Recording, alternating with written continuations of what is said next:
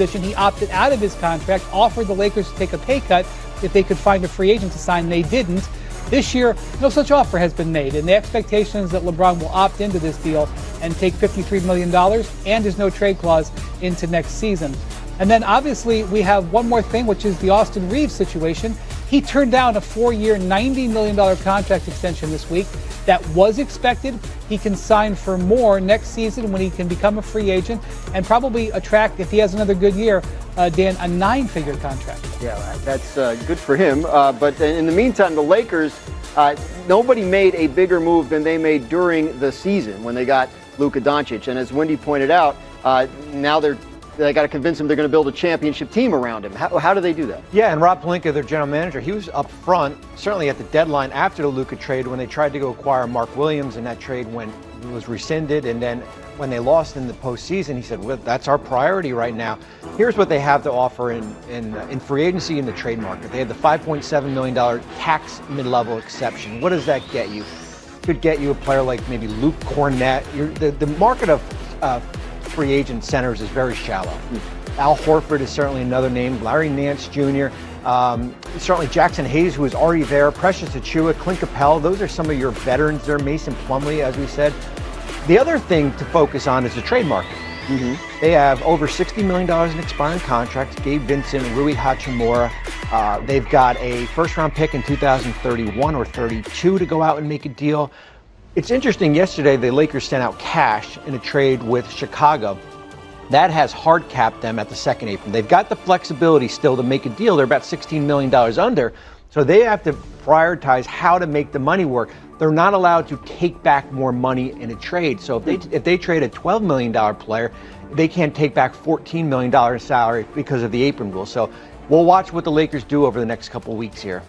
Tim Bontemps, what do you think the Lakers should be doing over the next couple of weeks here? Well, Bobby just nailed it, Graz. They have to go get a center. They have to also get some shooting on the perimeter. They need some more athleticism defensively on the perimeter. And look, all you got to do is look at how the Western Conference playoffs shook out. The Lakers lost in 5 games in the first round of the Minnesota Timberwolves. It was not a incredibly competitive series.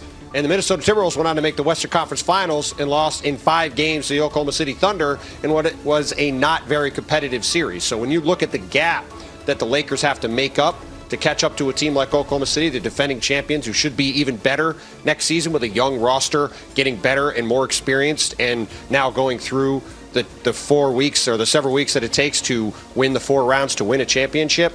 The Lakers have a lot of work to do this summer to get to that kind of level, obviously with limited assets, as Bobby just laid out. But the first thing they have to do is go out and find a center. You look through that available list, there is not exactly a guy sitting there that's going to be the kind of lob threat and rim protector that Luka Doncic thrives so much playing alongside. Wendy, how do you see this summer playing out for the Lakers?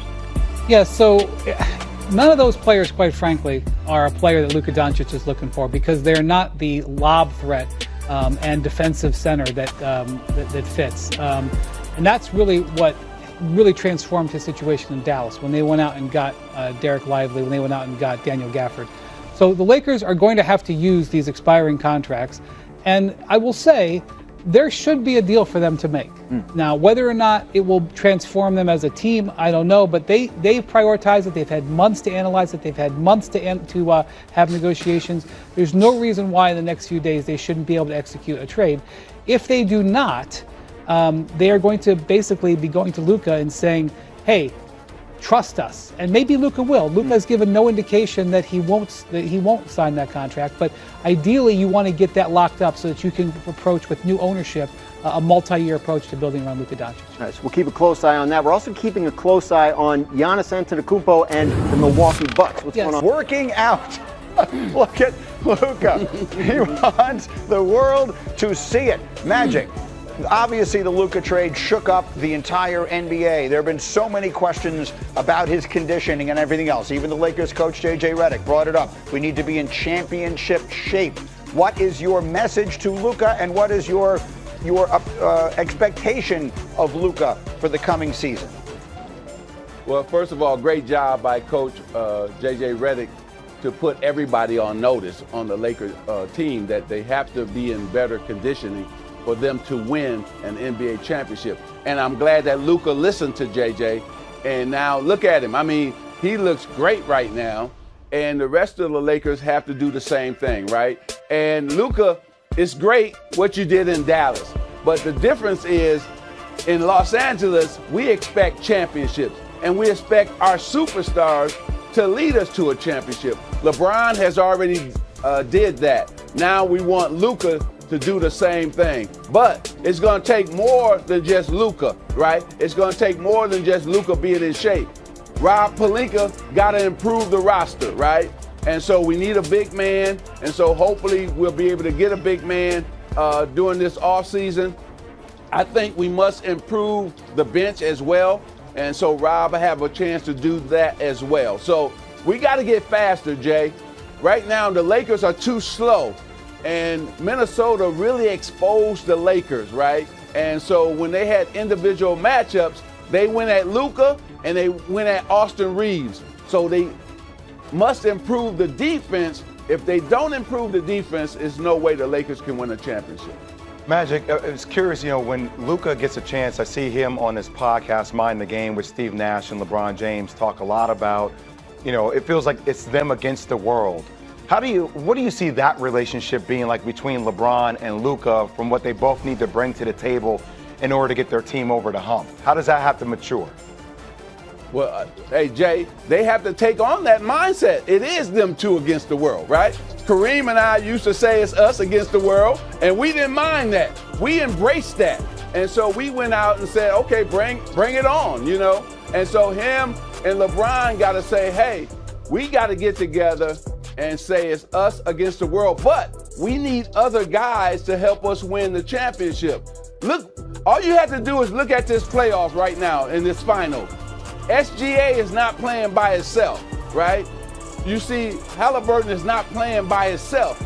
You need 4 other guys. And last night you saw 8 guys actually help the Pacers win that win that game last night. So if the Lakers are going to win a championship, it's going to take more than just Luka and LeBron. Now, they must play at a superstar level. Yes, we understand that. But they need help. And so we need a center, an athletic center, and then we need some other pieces to help put LeBron and Luka in a comfortable situation, in a situation that they know that they can win a championship. That's the key. I want to ask you about one other thing. LeBron James, at the age of 41, his place in the history of the game is secure. He's one of the greatest players of all time, as you are. He has been the face of the league for a very long time. In this era, he has sort of shared with Steph Curry.